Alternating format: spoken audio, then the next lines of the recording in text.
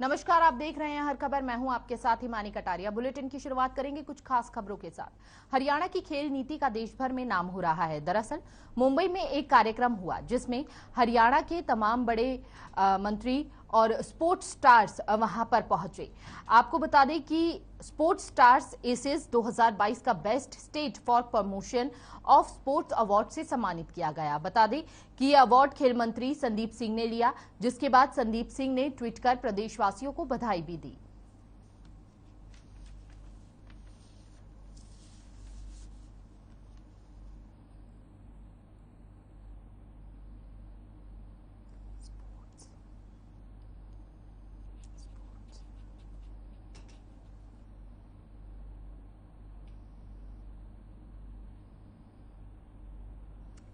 तो खेल मंत्री को यह अवार्ड मिला। स्पोर्ट्स एसेस 2022 का best state for promotion of sports award से सम्मानित किया गया है। हरियाणा की खेल नीति का देश भर में यह नाम हो रहा है। दरअसल मुंबई में एक कार्यक्रम हुआ था जिसमें हरियाणा को स्पोर्ट्स स्टार एसेस 2022 का best state for promotion of sports award से सम्मानित किया गया। बता दें कि अवार्ड खेल मंत्री संदीप सिंह ने लिया है, जिसके बाद संदीप सिंह ने ट्वीट कर प्रदेशवासियों को भी बधाई दी है। और फरीदाबाद में लगने वाले अंतर्राष्ट्रीय सूरजकुंड मेले का आगाज हो चुका है। राज्यपाल बंडारू दत्तात्रेय ने मेले का शुभारंभ किया। इस मौके पर सीएम मनोहर लाल भी मौजूद रहे। 35वां अंतर्राष्ट्रीय सूरजकुंड मेला 4 अप्रैल तक चलेगा। इस साल सूरजकुंड मेले की थीम जम्मू कश्मीर रखी गई है। वहीं हर खबर ने जम्मू कश्मीर के टूरिज्म अधिकारियों से बातचीत की। उन्होंने कहा कि मेले में ज्यादा से ज्यादा लोगों के आने की उम्मीद जताई गई है।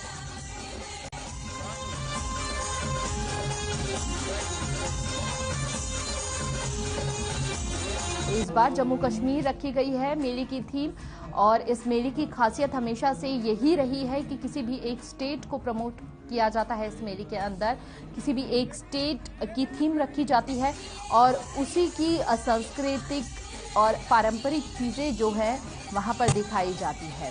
और ऐसे में इसका कई स्टेट हिस्सा बनते हैं मेले का। तो कल से ये आगाज हो चुका है मेले का, और लगभग 2 सालों से मेला स्थगित हो रहा था। लेकिन अपने हरियाणा के मुख्यमंत्री आदरणीय मनोहर लाल जी का और हमारे टूरिज्म मिनिस्टर आदरणीय कंवर पाल जी का इनका विशेष आभार व्यक्त करना चाहती हूँ, क्योंकि हम सब लोग जानते हैं 2 साल से हम लोग कोरोना की वजह से बाहर ही ना निकल पाए और लगातार लॉकडाउन की स्थिति, कभी कोरोना तेज हो रहा है, और जो लास्ट वेव हमने निकाली ओमिक्रॉन से जो पहले निकाली वो बहुत घातक थी। तो ये मैं सोचती हूँ मुख्यमंत्री जी की बहुत दिल की जो एक दर्द होता है, चाहे वो बुनकरों के साथ, कारीगरों के साथ, कलाकारों के साथ, और हरियाणा के लिए विशेष तौर से तो मैं बहुत बहुत बधाई भी देती हूँ और धन्यवाद भी करती हूँ। जो हमारा यहाँ इस पर्यटन का विभाग जो पार्टिसिपेट कर रहा है सूरजकुंड मेले में, उसका हम भाग है। और जो हमारा ये पार्टनर स्टेट है आज इस पूरे इतने बड़े जो आयोजन हो रहा है ये मेला, उसका हम इस साल पार्टनर स्टेट है। हम अपने टूरिज्म प्रोडक्ट्स को यहाँ प्रायोजित करने के लिए आए हैं इस मेले में। उम्मीद है लोगों का रिस्पांस अच्छा रहेगा। हमारे और भी साथ साथ कुछ और फेस्टिवल्स भी लोकली चल रहे हैं। हम यहाँ पर सूरजकुंड मेले में पार्टिसिपेट कर रहे हैं। Department of tourism government of Jammu Kashmir को रिप्रेजेंट कर रहे हैं। आप देख पा रहे होंगे यहाँ पे मिनी जम्मू कश्मीर दिखाया गया है। डिफरेंट रेप्लिकास है, जैसे कि सामने हमारा जो अपना घर है, ये हाउस बोट है, और डिफरेंट किस्म के यहाँ पर टूरिज्म जो अट्रैक्शंस, कल्चरल अट्रैक्शंस है, उनको दिखाया गया है। जो जम्मू कश्मीर को देखना चाहता है वो यहाँ आके उसकी तस्वीर देख सकता है, जो हमने यहाँ पेश करने की कोशिश की।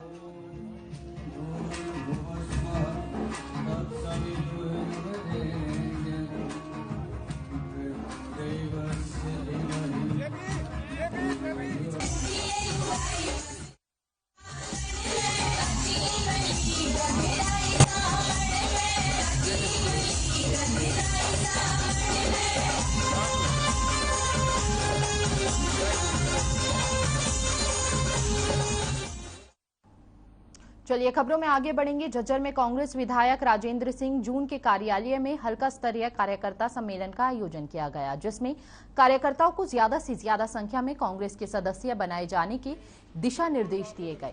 इस दौरान विधायक ने कहा कि पूरे हरियाणा में कांग्रेस का सदस्यता अभियान चला हुआ है और इसी के तहत आज कार्यकर्ता सम्मेलन बुलाया गया है। कांग्रेस का कार्यकर्ता मजबूत है और हर परिस्थिति में काम करने को तैयार रहता है। साथ ही कहा कि 5 राज्यों के चुनाव के बाद कांग्रेस ने मंथन किया है। हरियाणा में चौधरी भूपेंद्र सिंह हुड्डा के नेतृत्व में तीसरी बार फिर से कांग्रेस की सरकार बनेगी। इतना ही नहीं, उन्होंने यह तक कहा कि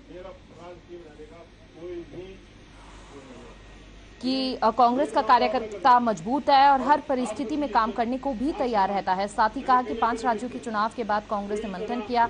हरियाणा में चौधरी भूपेंद्र सिंह हुड्डा के नेतृत्व में तीसरी बार फिर से कांग्रेस की सरकार बनेगी।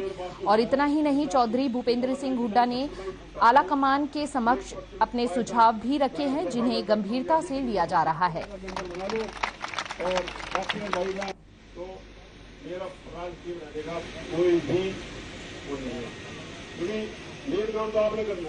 कि आज मीटिंग जो बुलाई थी वो पूरे हरियाणा के अंदर कांग्रेस के मेंबरशिप की जना चल रही है हर कॉन्स्टिट्यूंसी में। तो मैंने सारे अपने कार्यकर्ताओं को आदेश दिए कि भी जितने भी ज़्यादा से ज़्यादा मेंबर आप बना सके वो कांग्रेस के मेंबर बनाइए, ताकि जो है ना मैं चाहता हूँ बहादुरगढ़ में सबसे ज़्यादा जो है ना मेंबर बने मेरा अपने हल्के के अंदर, बाकी हल्कों से ज़्यादा। तो मुझे उम्मीद है कि जना जितने भी यंगस्टर मोस्टली 90% यंगस्टर आए हुए थे और ये ज़्यादा से ज़्यादा जो ना मेंबरशिप बना के बहादुरगढ़ को नंबर 1 पर रखेंगे। बना लो और बाकी तो मेरा राजकीय बनाने का कोई भी वो नहीं है, क्योंकि मेन काम तो आपने करना है और आपको चाहिए इज्जत मान सम्मान। मैंने कई अपने देखे कोई जो ना फोन नहीं ना और किसी को पकड़ा देंगे, वो मीटिंग में आए फलानी जगह पर है, मेरा फोन हमेशा मेरे पास में होता है। हमेशा देखो 99% मैं फोन करता हूँ, 1% बाय चांस। कांग्रेस के सदस्य बनाने के निर्देश दिए गए हैं ताकि जमीनी स्तर से कार्य की एक बार फिर से शुरुआत हो सके। झज्जर में कांग्रेस विधायक राजेंद्र सिंह जून के कार्यालय में हल्का स्तरीय कार्यकर्ता सम्मेलन का आयोजन किया गया, जिसमें कार्यकर्ताओं को ज्यादा से ज्यादा संख्या में कांग्रेस के सदस्य बनाए जाने के दिशा निर्देश जारी किए गए हैं। और इस दौरान विधायक ने कहा कि पूरे हरियाणा में कांग्रेस का सदस्यता अभियान चला हुआ है। इसी के तहत आज कार्यकर्ता सम्मेलन बुलाया गया है, जिसके लिए यह आयोजन किया गया। और पानीपत में पड़ोसियों से चल रहे विवाद और मिल रही लगातार धमकियों से आहत होकर एक युवक ने खुद को गोली मारकर आत्महत्या कर ली। युवक का शव उसकी ही गाड़ी में खून से लथपथ हालत में पड़ा मिला। वहीं मृतक के पिता ने इस मामले की सूचना पुलिस को दी। पुलिस ने शिकायत के आधार पर 7 नामजद आरोपियों के खिलाफ आईपीसी की धारा 306 के तहत केस दर्ज किया है और शव का पोस्टमार्टम सिविल अस्पताल में भेजा।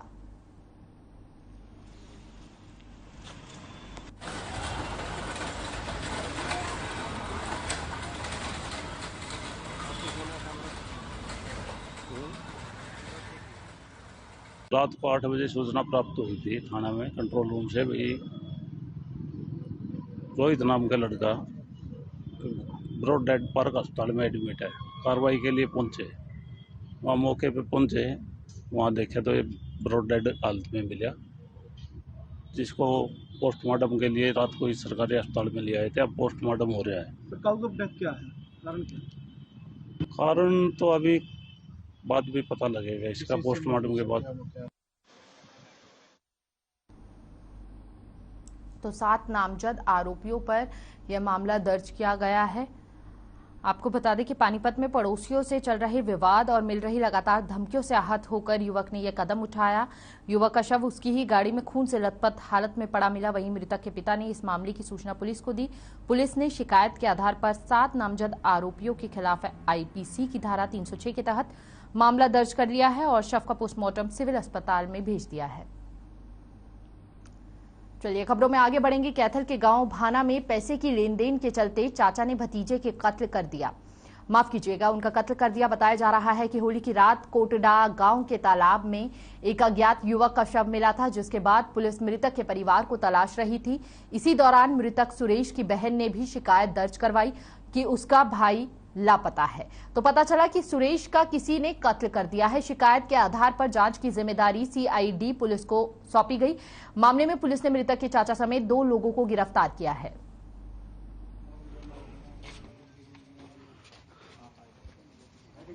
को हमें कोटड़ा गांव में राजौंद के एरिया में एक डेड बॉडी मिली थी तालाब के किनारे। तो उसकी शनाख्त होगी तो वो भाणे का रहने वाला था, सुरेश नाम था उसका। उसकी घर वालों ने कंप्लेंट थाने में दे दी, हमने FIR कुंडरी थाने में दर्ज कर ली। तो हम मामले की तह तक पोते SP साहब ने CIA 2 की और कुंडरी SHO की जिम्मेवारी लगाई। तो हमने इसमें 2 बंदे कल गिरफ्तार कर लिए, जसविंदर और रोहित। वो भी भाणा गांव के, ये मरने वाला भी भाणा गांव का। इनका ये मामला था अभी तक हमारी तफ्तीश में जो आया है।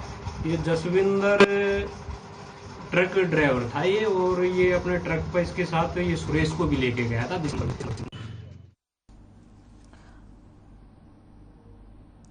तो खबर गुरुग्राम से है, जहां गुरुग्राम की पुलिस को एक बार फिर बड़ी कामयाबी मिली है। बता दें कि पुलिस ने भारी संख्या में अवैध हथियारों को बरामद किया है, साथ ही मामले में एक आरोपी को भी गिरफ्तार किया है। गुरुग्राम क्राइम यूनिट सेक्टर 17 ने मामले का खुलासा किया है। आरोपी के पास से पुलिस को 25 पिस्टल मिली है। बताया जा रहा है कि आरोपी अलीगढ़ उत्तर प्रदेश का रहने वाला है। वो गुरुग्राम में अवैध हथियार की सप्लाई करता था।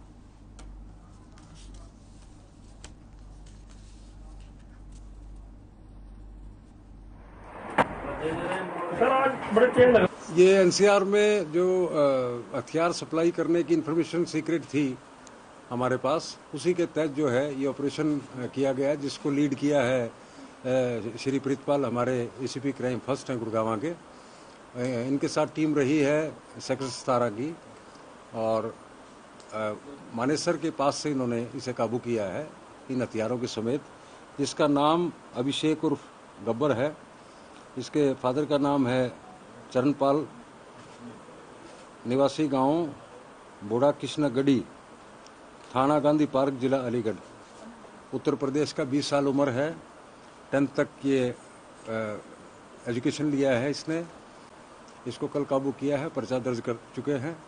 और इसके बाद आगे पहले कहां कहां सप्लाई होती रही और अब क्या होना था, इस बारे में ड्यूरिंग द इन्वेस्टिगेशन जो चीज़ें आएंगी हम आपके साथ शेयर करेंगे। तो सीधा रुख करेंगे रेवाड़ी की ओर, जहां से इस वक्त की बड़ी खबर सामने आ रही है। आपको बता दें, इस वक्त की बड़ी और अहम खबर सामने आ रही है। नशे में दौड़ाई रोडवेज, कई लोग बस की चपेट में आने से बचे। बसों में सफाई का काम करता है युवक। लोगों ने पुलिस को दी मामले की सूचना। तो इस वक्त की बड़ी जानकारी, पुलिस ने आरोपी युवक को गिरफ्तार कर लिया है। हालांकि नशे में दौड़ाई रोडवेज की बस और ऐसे में उस बस की चपेट में आने से कई लोग बच गए। बसों में सफाई का काम करता है युवक। लोगों ने पुलिस को मामले की सूचना दी। बाल बाल बचे लोग। गनीमत रही कि कोई भी व्यक्ति इसकी चपेट में नहीं आया, लेकिन जिस तरह से यह हादसा हुआ वह काफी भयावह स्थिति थी उस समय की। तो आप तस्वीरों में देख सकते हैं बस की स्पीड किस तरह से है। नशे की हालत में था ड्राइवर, और आप देख सकते हैं 2 युवक वहां पर खड़े हुए थे। हालांकि एक युवक जो है वहां से बचने की कोशिश करते समय गिर भी गया। तो ये तस्वीरें आप देख सकते हैं रेवाड़ी की हैं, जहां पर यह हादसा हुआ। युवक नशे की हालत में था और नशे की हालत में युवक ने इस तरह बस दौड़ाई कि पास में बस स्टैंड था जहां पर 2 युवक खड़े हुए थे, और ऐसे में दोनों युवकों ने तेज रफ्तार बस को आते हुए भागना शुरू किया। जैसे तैसे दोनों युवकों ने अपनी जान बचाई। गनीमत रही कि युवक हताहत नहीं हुए, लेकिन जिस तरह से यह मामला है बेहद गंभीर मामला है। ऐसे में किसी को भी कोई बड़ा नुकसान या कोई भी अप्रिय घटना घटित हो सकती थी। तस्वीरों में आप देख सकते हैं किस तरह से बस ने यू टर्न लिया और उसके बाद बस इतनी स्पीड में थी कि उसने जोरदार टक्कर मारी बस स्टैंड पर। बस स्टैंड क्षतिग्रस्त वहां पर हो गया। हालांकि वहां पर 2 युवक भी मौजूद थे।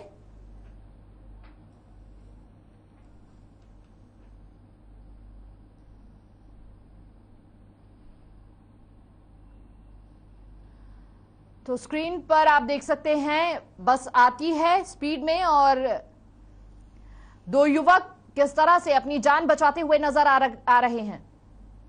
देखिए, आप देख रहे हैं किस तरह से बस जो है अपनी फुल स्पीड में नजर आ रही है और वहां पर खड़े 2 युवकों ने अपनी जान बचाई दौड़कर।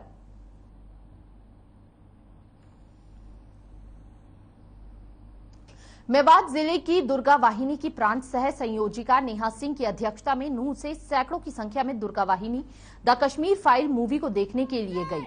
इस दौरान नेहा सिंह ने कहा कि मेवात के हालात कश्मीर से कम नहीं है, यहां पर भी आए दिन हिंदुओं के धर्म परिवर्तन कराए जा रहे हैं। जिले के 103 गांव से हिंदू जा चुके हैं, अब हिंदू जाग चुका है और जो आवाज मेवात को मिनी पाकिस्तान बनाने के लिए उठ रही है, उस आवाज को अब बंद करने का समय आ चुका है। इसलिए सैकड़ों की संख्या में दुर्गा वाहिनी द कश्मीर फाइल को देखने के लिए जा रही है।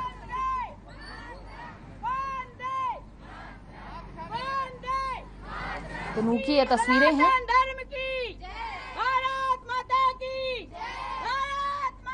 तो दुर्गा वाहिनी की ये महिलाएं हैं जिनका कहना है कि मेवात में भी कुछ इसी तरह की स्थिति है और भारी संख्या में ये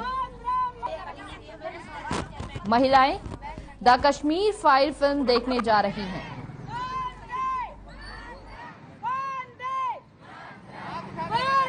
हमें बहुत अच्छा लग रहा है और हमारे शाखा की तरफ से भी जा रहे हैं, हमारे स्कूल की तरफ से भी हमने इंफॉर्मेशन दी थी और दुर्गा वाहिनी, पूरी दुर्गा वाहिनी जा रही है। हमें बहुत गर्व हो रहा है कि इतनी संख्या हमने यहाँ पे इकट्ठी की और हम लोगों को जागरूक करना चाहते हैं और अपने हिंदू धर्म को बढ़ाना चाहते हैं। आज हम सब कश्मीरी पंडितों पे जो फिल्म है दी कश्मीरी फाइल्स देखने जा रहे हैं। हमें बहुत खुशी हो रही है कि हम अपने इतिहास के बारे में कुछ जानें, हमारे पंडितों पे जो गुजरी है उसके बारे में जानें, ताकि हम भी अपने लिए और अच्छे लक्ष्य प्राप्त कर सकें।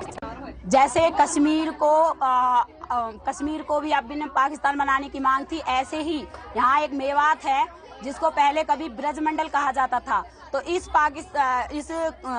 जो अपना ये मेवात है, इसको भी ये बार बार मांग करते हैं कि इसको भी मिनी पाकिस्तान बनाया जाए, पर हम ऐसा होने नहीं देंगे। हम हिंदू जाग चुके हैं, हम धर्म परिवर्तन नहीं होने देंगे। जैसे 1 लाख यहाँ पर 120 गांवों के धर्म परिवर्तन करा चुके थे, उनको धर्महीन कर चुके थे, पर अब ऐसा नहीं होगा। हम सब जाग चुके हैं। फिल्म द कश्मीर फाइल्स काफी चर्चा में है। अब ये फिल्म राजनीतिक मुद्दों का भी हिस्सा बन गई है। वहीं इस बीच बीजेपी विधायक लक्ष्मण सिंह यादव ने भी अपने सैकड़ों समर्थकों के साथ द कश्मीर फाइल्स फिल्म देखी और हकीकत जानी। फिल्म देखने के बाद विधायक ने बयान देते हुए कहा कि ऐसे विवेक अग्निहोत्री और पैदा होने चाहिए ताकि बाकी हकीकत से भी भारत की जनता को रूबरू कराया जा सके। साथ ही कहा कि मीडिया और बॉलीवुड को भी पहले दबाया जाता रहा, जिसके चलते आज तक हकीकत सामने नहीं आई। उन्होंने कहा कि फिल्म में भी कश्मीरी पंडितों द्वारा 370 धारा हटाई जाने की मांग को दर्शाया गया है। लोगों का कहना था कि 370 धारा हटने के बाद अशांति फैल जाएगी, लेकिन जैसे ही मोदी सरकार द्वारा 370 धारा हटाई गई, कोई भी विवाद पैदा नहीं हुआ। सबसे पहले तो कश्मीर फाइल में कश्मीर के पंडितों का किस तरह से बर्बरतापूर्ण व्यवहार और वहाँ से जो निकाले गए, तो उस हकीकत को बयान इस पिक्चर के माध्यम से हुआ है। और दूसरा, मैं ये समझता हूँ कि इस पिक्चर को देख के अब बॉलीवुड भी आप देख रहे हो किन के हाथों में खेल रहा है। ये तो विवेक अग्निहोत्री ने किस तरह की दिलेरी दिखा के और इस हकीकत को दिखाने का जो काम किया है, ये भी कोई कम नहीं है। तो और पूरी दुनिया को, बल्कि देश को ही नहीं बल्कि पूरी दुनिया को इस बर्बरतापूर्ण व्यवहार का इस पिक्चर के माध्यम से मैसेज पहुंच रहा है। तो सीधा रुख करेंगे इस वक्त की बड़ी खबर की, और इस वक्त ये बड़ी खबर सामने आ रही है पुन्हाना से। जमीन विवाद में चली गोली लगने से 40 साल के शख्स की मौत हो गई। मृतक की पत्नी के हाथ में गोली लगी। पुन्हाना के गांव नई का यह पूरा मामला है। पुलिस मामले की जांच में जुट गई है। इस वक्त की यह बड़ी और अहम जानकारी हम आपको दे रहे हैं। जमीन विवाद में गोलियां चली। जमीन विवाद को लेकर दो गुटों में पहले आपसी रंजिश चली और उसके बाद विवाद इतना बढ़ता गया कि वहां पर एक गुट ने गोलीबारी करनी शुरू कर दी और इस बीच 40 साल के एक शख्स की गोली लगने से ही मौत हो गई। तो यह बड़ी खबर पुन्हाना से। इस वक्त की बड़ी जानकारी हम आपको दे रहे हैं। पुन्हाना के एक गांव का यह पूरा मामला है, जहां पर जमीन विवाद को लेकर गोली चली और यह मामला इस कदर बढ़ा कि एक शख्स की मौत हो गई। गोली लगने से 40 वर्ष का युवक था जिसकी मौत हो गई। पुन्हाना के गांव नई का यह पूरा मामला है। हालांकि पुलिस को सूचना पहुंच चुकी है। सूचना के बाद मौके पर पहुंची पुलिस मामले की जांच में जुटी हुई है और पूछताछ लगातार जारी किए हुए है। तो पूरा मामला जमीन विवाद को लेकर खड़ा हुआ। जमीन विवाद को लेकर दो गुटों में विवाद चल रहा था और ऐसे में एक गुट ने गोलीबारी की जिसमें 40 साल के शख्स की मौत हो गई। हालांकि पुलिस ने मामले की जांच करना शुरू कर दी है और ऐसे में दोनों पक्षों से पूछताछ लगातार जारी है। मृतक के परिजनों का रो रो कर बुरा हाल है। पुन्हाना का यह पूरा मामला है। जमीन विवाद को लेकर यह बहस छिड़ी और ऐसे में विवाद इतना बढ़ता गया कि एक पक्ष ने गोलीबारी कर दी। गोली चलाने से एक शख्स की 40 साल का शख्स था, उसकी मौत हो गई। मृतक के परिवार वालों का रो रो कर बुरा हाल है। मृतक की पत्नी के हाथ में भी गोली लगी। इतना ही नहीं,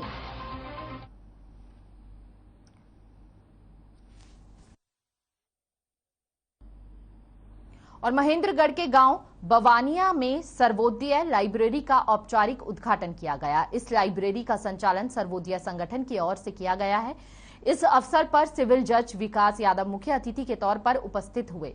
सिविल जज विकास यादव ने कहा कि प्रत्येक शिक्षित व्यक्ति का यह उत्तरदायित्व है कि वह अपने अपने युवा साथियों को दिशा दिखाए और उनके लिए प्रेरणा स्रोत बने। बता दें कि कार्यक्रम में सर्वोदय संगठन के अध्यक्ष श्री प्रदीप यादव ने गतिविधियों का विस्तार से उल्लेख किया और संगठन की भावी योजनाओं का लेखा जोखा भी पेश किया। आज का कार्यक्रम विशेषतः नई युवा पीढ़ी के लिए, उसमें ऊर्जा भरने के लिए और गांव के युवाओं ने जो प्रयास किए हैं उन प्रयास को सिरे चढ़ाने के लिए एक अगला कदम है। हम काफ़ी दिन से प्रयासरत थे कि युवा के उनको एक अच्छी शिक्षा, एक अच्छा वातावरण और जो बाहर के कंपटीशन वर्ल्ड है उससे वो कम्पीट करें। हमारे यहाँ के युवाओं में प्रतिभा की कमी नहीं है, लेकिन वो एक अच्छे प्लेटफॉर्म, एक अच्छे मोटिवेशन में के साथ उस एग्ज़ाम को कम्पीट करें तो ये बहुत आगे निकलेंगे। उसी दिशा में एक कदम है कि सर्वोदय संगठन द्वारा गांव के युवाओं ने मिलकर, साहसी नौजवानों ने मिलकर लाइब्रेरी की सोच रखी और उसको आगे बढ़ाने की दिशा में एक कदम। हम लोग एक इस पे काम कर रहे थे, गांव के लोगों से समर्थन जुटाया, बुजुर्गों ने आशीर्वाद दिया, युवाओं ने सहयोग दिया और ये धीरे धीरे ये सिरे योजना परवान चढ़ी और आज इसका शुभारंभ करके हम लोग एक अच्छी शुरुआत करने जा रहे हैं। और बच्चे अपनी पढ़ाई ठीक तरीके से कर सकें, उनकी पढ़ाई में किसी तरह की रुकावट ना हो, इसके लिए पूरे हरियाणा में NMMS स्कॉलरशिप स्कीम के तहत स्कॉलरशिप परीक्षाएं कराई जा रही हैं। बताते चले कि झज्जर जिले में भी यह परीक्षा कराई गई, जिसके लिए झज्जर जिले में 3 परीक्षा केंद्र बनाए गए हैं। इन 3 परीक्षा केंद्रों में लगभग 650 विद्यार्थियों ने परीक्षा दी और परीक्षा उत्तीर्ण करने पर विद्यार्थियों को 1000 रुपए स्कॉलरशिप दी जाएगी।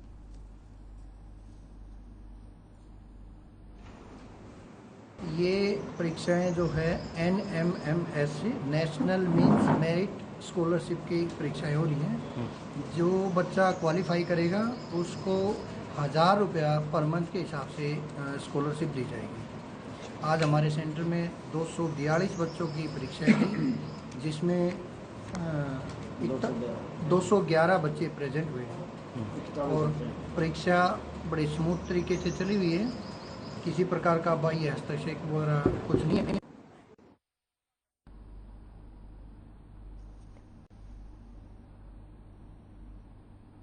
फिलहाल इस बुलेटिन में इतना ही। तमाम बड़ी खबरों के लिए बने रहिए हर खबर के साथ। नमस्कार।